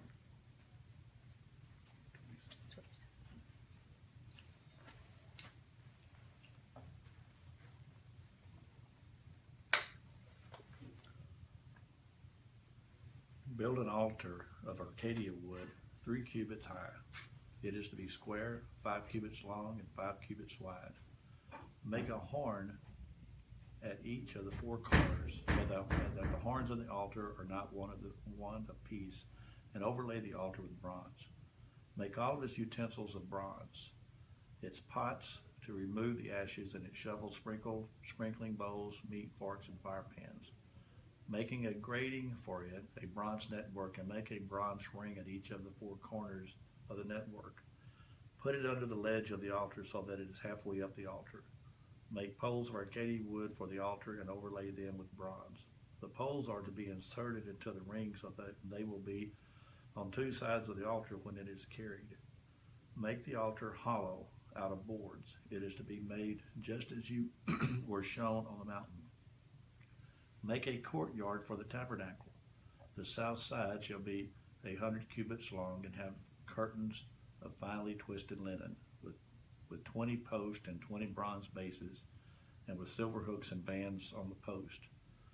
The north side shall also be 100 cubits long and is to have curtains with 20 posts and 20 bronze bases, and with silver hooks and bands on the post. The west end of the courtyard shall be 50 cubits wide and have curtains with 10 posts and 10 bases. On the east end, toward the sunrise, the courtyard shall also be 50 cubits wide. Curtains 15 cubits long are to be on one side of the entrance and with 3 posts and 3 bases, and curtains 15 cubits long are to be on the other side with 3 posts and 3 bases. For the entrance to the courtyard, provide a curtain 20 cubits long of blue, purple, and scarlet yarn and finely twisted linen, the work of an embroiderer, with 4 posts and 4 bases. All of the posts around the courtyard are to have silver bands and hooks and bronze bases. The courtyard shall be 100 cubits long and 50 cubits wide, with curtains of finely twisted linen 5 cubits high and with bronze bases. All of the other articles used in the service of the tabernacle, whatever their function, including all the tent pegs for it and those for the courtyard, are to be of bronze. Command the Israelites to bring you clear oil of pressed olives for the light, so that the lamps may be kept burning. In the tent of meeting outside the curtain that is in front of the testimony, Aaron and his sons are to keep the lamps burning before the Lord from evening till morning. This is to be a lasting ordinance among the Israelites for the generations to come. Have Aaron your brother brought to you from among the Israelites, along with his sons Nadab and Abihu, Eleazar and Ismar, so that they may serve me as priest. Make sacred garments for your brother Aaron to give him dignity and honor. Tell all the skilled men to whom I have given wisdom in such matters that they are to make garments for Aaron for his consecration, so that he may serve me as a priest. These are the garments that they are to make: a breastpiece, an ephod, a robe, a woven tunic, a turban, and a sash. They are to make these sacred garments for your brother Aaron and his sons, so they may serve me as priest. Have them use gold and blue and purple and scarlet yarn and fine linen. Make the ephod of gold and of blue, purple, and scarlet yarn, and of finely twisted linen, the work of a skilled craftsman. It is to have 2 shoulder pieces attached to 2 of its corners, so it can be fastened. Its skillfully woven waistband is to be like it, of 1 piece with the ephod, and made with gold and with purple, with blue and purple and scarlet yarn, and with finely twisted linen. Take 2 onyx stones and engrave on them the names of the sons of Israel. in the order of their birth, 6 names on one stone, and the remaining 6 on the other. Engrave the names of the sons of Israel on the 2 stones, the way a gem cutter engraves a seal. Then mount the stones in gold filigree settings and fasten them on the shoulder pieces of the ephod as memorial stones for the sons of Israel. Aaron is to bear the names on his shoulders as a memorial before the Lord. Make gold filigree settings and 2 braided chains of pure gold, like a rope, and attach the chains to the settings. Fashion a breastpiece for making decisions, the work of a skilled craftsman. Make it like the ephod, of gold and of blue, purple, and scarlet yarn, and of finely twisted linen. It is to be square, a span long and a span wide, and folded double. Then mount 4 rows of precious stones on it. In the first row there shall be a ruby, a topaz, and a beryl.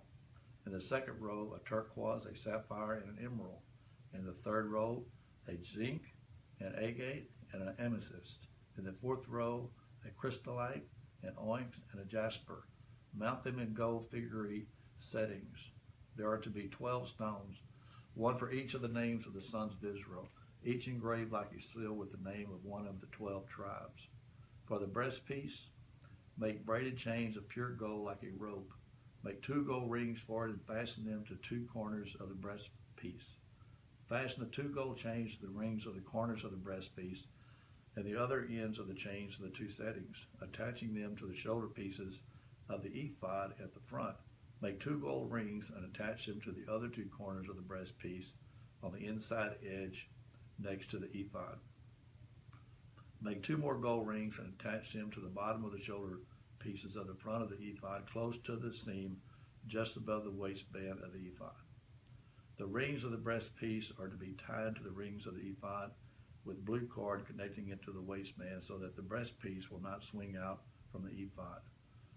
Whenever Aaron enters the holy place, he will bear the names of the sons of Israel over his heart and on the breastpiece of decision as continuing memorial before the Lord. Also put the Urim and the Thummim in the breastpiece, so that they may be over Aaron's heart whenever he enters the presence of the Lord. Thus Aaron will always bear the means for making decisions for the Israelites over his heart before the Lord. Make the robe of the ephod entirely of blue cloth, with an opening for the head in its center. There should be a woven edge like a collar, making this opening so that it will not tear. Make pomegranates of blue, purple, and scarlet yarn around the hem of the robe, and with gold belts between them. The gold bells and the pomegranates are to alternate around the hem of the robe. Aaron must wear it when he ministers. The sound of the bells will be heard when he enters the holy place before the Lord, and when he comes out, so that he will not die. Make a plate of pure gold and engrave it as on a seal, holy to the Lord. Fasten a blue cord to it to attach to the turban. It is to be on the front of the turban. It will be on Aaron's forehead, and he will bear the guilt involved in the sacred gifts of the Israelites consecrate, whatever their gifts may be. It will be on Aaron's forehead continually, so that they will be acceptable to the Lord. Weave the tunic of fine linen and make the turban of fine linen. The sash is to be the work of the embroiderer. Make tunics, sashes, and headbands for Aaron's sons too, and give them dignity and honor. After you put these clothes on your brother Aaron and his sons, anoint and ordain them. Consecrate them so that they may serve as priests. Make linen undergarments as a covering for the body, reaching from the waist to the thigh. Aaron and his sons must wear them whenever they enter the tent of meeting or approach the altar to minister in the holy place, so that they will not incur guilt and die. This is to be a lasting ordinance for Aaron and his descendants. This is what you are to do to consecrate them, so they may serve me as priests. Take a young bull, and 2 rams without defect, and from fine wheat flour without yeast, make bread and cake mix with oil, and wafers spread with oil. Put them in a basket and present them in it, along with the bull and with the 2 rams. Then bring Aaron and his sons to the entrance of the tent of meeting, and wash them with water. Take the garments and dress Aaron with the tunic and robe of the ephod. The ephod itself and the breastpiece. Fasten the ephod on him by its skillfully woven waistband. Put the turban on his head and attach the sacred diadem to the turban. Take the anointing oil and anoint him by pouring it on his head.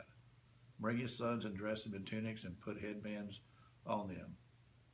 Then tie sashes on Aaron and his sons. The priesthood is theirs by lasting ordinance. In this way you shall ordain Aaron and his sons. Bring the bull to the front of the tent of the meeting, and Aaron and his sons shall lay their hands on its head. Slaughter it in the Lord's presence at the entrance to the tent of meeting.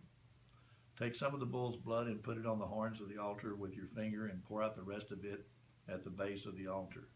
Then take all the fat around the inner parts, the covering of the liver and both kidneys with the fat on them, and burn them on the altar. But burn the bull's flesh and its hide and its offal outside the camp. It is a sin offering. Take one of the rams, and Aaron and his sons shall lay their hands on his head. Slaughter it and take the blood and sprinkle it against the altar on all sides. Cut the ram into pieces and wash the inner parts of the legs, putting them with the head and the other pieces. Then burn the entire ram on the altar. It is a burnt offering to the Lord, a pleasing aroma, and an offering made to the Lord by fire. Take the other ram, and Aaron and his sons shall lay their hands on its head. Slaughter it, take some of its blood, and put it on the lobes of the right ears of Aaron and his sons, and on the thumbs of their right hands, and on the big toes of their right feet. Then sprinkle blood against the altar on all sides. And take some of the blood on the altar and some of the anointing oil, and sprinkle it on Aaron and his garments, and on his sons and their garments. Then he and his sons and their garments will be consecrated. Take from this ram the fat tail, the fat around the inner parts, the coverings of the liver, both kidneys with the fat on them, and the right thigh. This is the ram for the ordination. From the basket of bread made without yeast, which is before the Lord, take a loaf and a cake made with oil and a wafer. Put all these in the hands of Aaron and his sons, and wave before the crowd as a wave offering. Then take them from their hands and burn them on the altar, along with the burnt offering for a pleasing aroma to the Lord, an offering made to the Lord by fire. And after you take the breast of the ram for Aaron's ordination, wave it before the Lord as a wave offering, and it will be your share. Consecrate those parts of the ordination ram that belongs to Aaron and his sons. The breast that was waved and the thigh that was presented. This is always to be the regular share from the Israelites for Aaron and his sons. It is the contribution of Israelites are to make to the Lord from their fellowship offerings.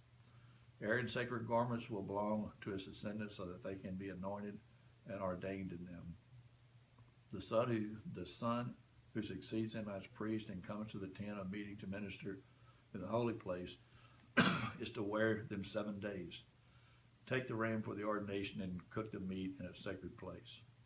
At the entrance to the tent of meeting, Aaron and his sons are to eat the meat of the ram and the bread that is in the basket. They are to eat these offerings by which atonement was made for their ordination and consecration. But no one else may eat them, because they are sacred. And if any of the meat of the ordination ram or any bread is left over till morning, burn it up. It must not be eaten, because it is sacred. Do for Aaron and his sons everything I have commanded you, taking 7 days to ordain them. Sacrifice a bull each day as a sin offering to make atonement. Purify the altar by making atonement for it, and anoint it to consecrate it. For 7 days make atonement for the altar and consecrate it. Then the altar will be most holy. Whatever touches it will be holy. This is what you are to offer on the altar regularly each day. 2 lambs a year old. Offer one in the morning and the other at twilight. With the first lamb, offer 1/10 of the ephah of fine flour mixed with 1/4 of hin of oil from pressed olives, and 1/4 of hin of wine as a drink offering. Sacrifice the other lamb at twilight with the same grain offering and its drink, offering in the morning and a pleasing aroma, and offering made to the Lord by fire. For the generations to come, this burnt offering is to be made regularly at the entrance to the tent of meeting before the Lord. There I will meet you and speak to you. There also I will meet with the Israelites, and the place will be consecrated by my glory. So I will consecrate the tent of meetings of the altar, and will consecrate Aaron and his sons to serve as my priest. Then I will dwell among the Israelites and be their God. They will know that I am the Lord, their God, who brought them out of Egypt so that I might dwell among them. I am the Lord, their God. Make an altar of Arcadia wood for the burning incense. It is to be square, a cubit long and a cubit wide, and 2 cubits high. Its horns of one piece with it. Overlay the top and of all sides of horns with pure gold, and make a gold molding around it. Make 2 gold rings for the altar below the moldings, 2 on opposite sides, to hold the poles and to carry it. Make the poles of Arcadia wood and overlay them with gold. Put the altar in front of the curtain that is before the ark of the testimony, before the atonement, to cover that is there over their testimony, where I will meet with you. Aaron must burn fragrant incense on the altar every morning when he tends the lamps. He must burn incense again when he lights the lamps at twilight, so incense will burn regularly before the Lord for the generations to come. Do not offer on this altar any other incense or any burnt offering, a grain offering, and do not pour drink offering on it.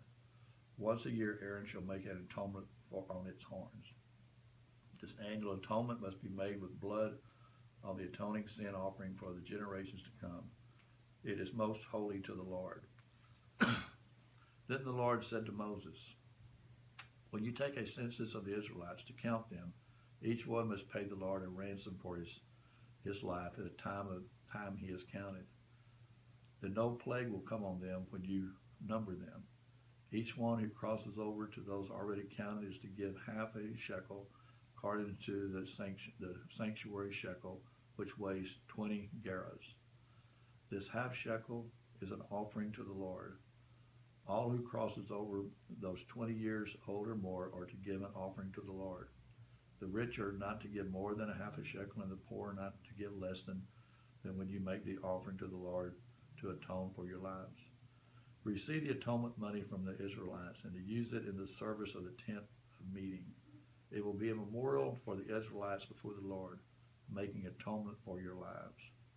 When the Lord said to Moses, make a bronze basin with this bronze stand for washing. Place it between the tent of meeting and the altar, and put water in it. Aaron and his sons are to wash their hands and their feet with the water from it. Whenever they enter the tent of meeting, they shall wash with water so that they will not die. Also, when they approach the altar to minister by presenting the offering made to the Lord by fire, they shall wash their hands and feet so that they will not die. This will be a lasting ordinance of Aaron and his descendants for the generations to come.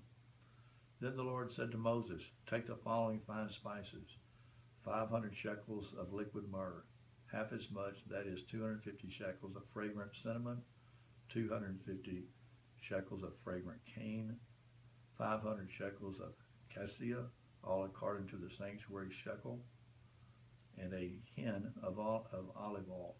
Make these 2 sacred anointing oil a fragrant blend, the work of a perfumer.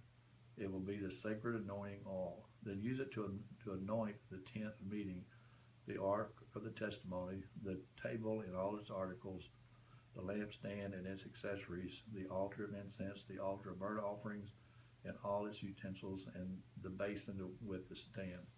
You shall consecrate them so that they will be most holy, and whatever touches them will be holy. Anoint Aaron and his sons and consecrate them, so that they may serve me as priests. Say to the Israelites, this is to be my sacred anointing oil for the generations to come. Do not pour it on men's bodies, and do not make any oil with the same formula. It is sacred, and you are to consider it sacred. Whoever makes perfume like it, and whoever puts it on anyone other than a priest, must be cut off from his people. Then the Lord said to Moses, take fragrant spices, gum, resin, onycha, the galbanum, and pure frankincense, all in equal amounts, and make a fragrant blend of incense, the work of a perfumer. It is to be salted and pure and sacred. Grind some of its powder and place it in front of the testimony of the tent of meeting, where I will meet with you. It shall be most holy to you. Do not make any incense with this formula for yourselves. Consider it holy to the Lord. Whoever makes any of it to enjoy its fragrance must be cut off from his people. Then the Lord said to Moses, see, I have chosen Bezalel, son of Uri, the son of Hur, of the tribe of Judah, and I have filled him with the Spirit of God, with skill, ability, and knowledge in all kinds of crafts, to make artistic designs for work in gold, silver, and bronze, to cut and set stones, to work in wood, and engage in all kinds of craftsmanship. Moreover, I have appointed Obalab, son of Ashmakah, of the tribe of Dan, to help him. Also, I have given skill to all of the craftsmen to make everything I have commanded you. The tent of meeting, the ark of the testimony, with the atonement cover on it, and all the other furnishings on the tent. The table and its articles, the pure gold lampstand and all its accessories, the altar of incense, the altar of burnt offerings and all its utensils, the basin with its stand, and also the woven garments, both in the sacred garments of Aaron, for Aaron the priest, and his garments for his sons when they serve as priest, and the anointing oil and fragrant incense for the holy place. You are to make them just as I have commanded you. Then the Lord said to Moses, say to the Israelites, you must observe my Sabbaths. This will be a sign between me and you for the generations to come. You may know that I am the Lord who makes you holy. Observe the Sabbath, because it is holy to you. Anyone who desecrates it must be put to death. Whoever does any work on that day must be cut off from his people. For 6 days work is to be done. On the seventh day is a Sabbath of rest, holy to the Lord. Whoever does any work on the Sabbath day must be put to death. The Israelites are to observe the Sabbath, celebrating for the generation to come as lasting covenant. It will be a sign between me and the Israelites forever. For in 6 days the Lord made the heavens and the earth, and on the seventh day he abstained from work and rested. When the Lord finished speaking to Moses on Mount Sinai, he gave him the 2 tablets of the testimony, the tablets of stone inscribed by the finger of God. When the people saw that Moses was so long in coming down from the mountain, they gathered around Aaron and said, come, make us gods. Who will go before us? As far this fellow Moses who brought us out of Egypt, we don't know what has happened to him. Aaron answered them, take off the gold earrings that your wives, your sons, and your daughters are wearing and bring them to me. So all the people took off their earrings and brought them to Aaron. He took what they had handed him and made it into an idol cast in the shape of a calf, fashioning it with a tool. Then he said, these are your gods, O Israel, who brought you up out of Egypt. When Aaron saw this, he built an altar in front of the calf and announced, tomorrow there will be a festival of the Lord. So the next day the people rose early and sacrificed burnt offerings and presented fellowship offerings. Afterward they sat down to eat and drink and got up to indulge in revelry. Then the Lord said to Moses, go down, because your people whom you brought up out of Egypt have become corrupt. They have been quick to turn away from what I command them and have made themselves an idol cast in the shape of a calf. They have bowed down to it and sacrificed to it and have said, these are your gods, O Israel, who brought you up out of Egypt. I have seen these people, the Lord said to Moses, and they are stiff-necked people. Now leave me alone so that my anger may burn against them and that I may destroy them. Then I will make you into a great nation. But Moses sought the favor of the Lord his God. O Lord, he said, why should your anger burn against your people whom you brought out of Egypt with great power and a mighty hand? Why should the Egyptians say it was with evil intent that he brought them out, to kill them in the mountains and to wipe them off the face of the earth? Turn from your fierce anger. Relent, do not bring disaster on your people. Remember your servants Abraham, Isaac, and Israel, to whom you swore by your own self. I will make your descendants as numerous as the stars in the sky, and I will give your descendants all the land I promised them, and it will be their inheritance forever. Then the Lord relented and did not bring on his people the disaster he had threatened.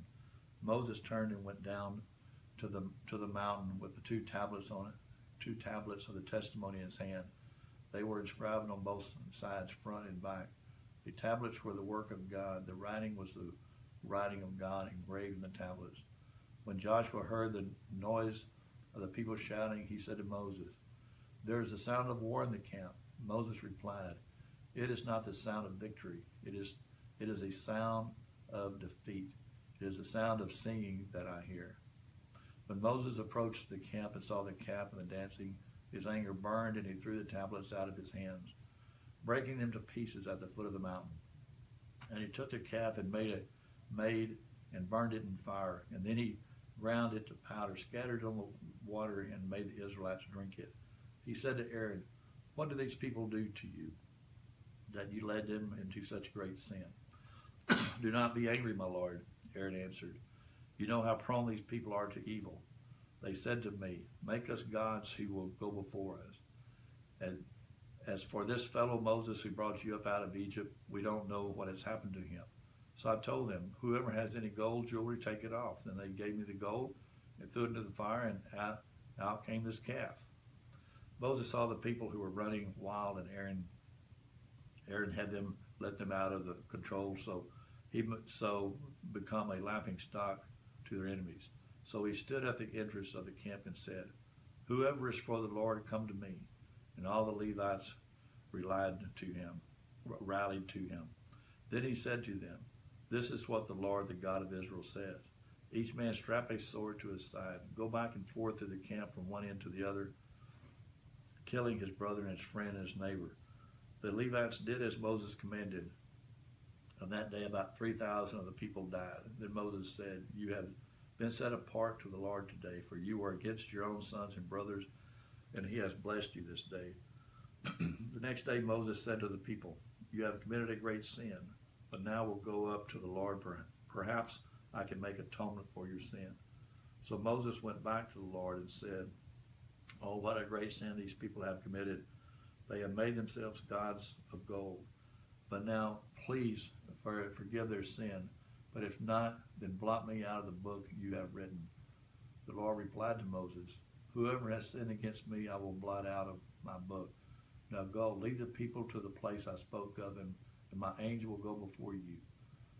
Whoever then the time comes for me to punish, I will punish them for their sin." And the Lord struck the people with a plague because of what they did, and the calf Aaron had made. Then the Lord said to Moses, "Leave this place, you and the people you brought up out of Egypt, and go to the land I promised an oath to Abraham, Isaac, and Jacob, saying, I will give it to your descendants. I will send an angel before you and drive out the Canaanites, Amorites, Hittites, Perizzites, Hivites, and Jebusites. Go up to the land flowing with milk and honey. But I will not go with you, because you are stiff-necked people, and I might destroy you on the way." When the people heard these distressing words, they began to mourn, and no one put on any ornaments, for the Lord had said to Moses, "Tell the Israelites, if you are stiff-necked people, if I were to go with you even for a moment, I might destroy you.